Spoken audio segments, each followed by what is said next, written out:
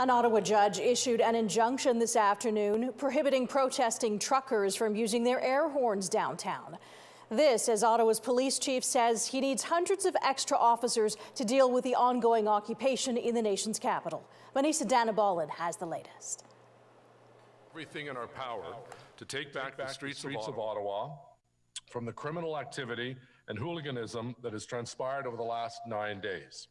Mayor Jim Watson says enough is enough and that demonstrators should leave downtown. I will be writing to Premier Ford and Prime Minister Trudeau later today to convey Chief Sloly's request and ask them to help us dramatically increase our law enforcement capacity as quickly as possible. The police chief says the size and number of trucks have been significantly reduced over the past few days. The previous weekend, numbers were as high as 10 to 15,000 demonstrators in the downtown core.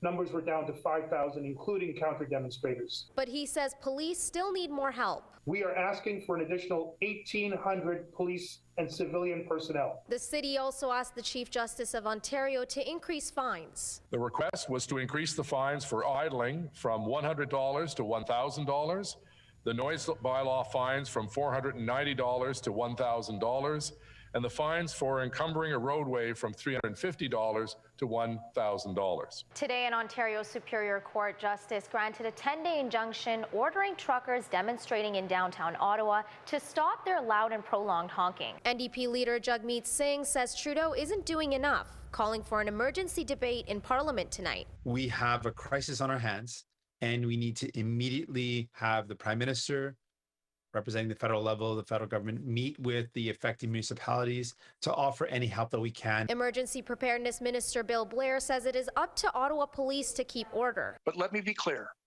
It is not the role of any government to direct law enforcement operations.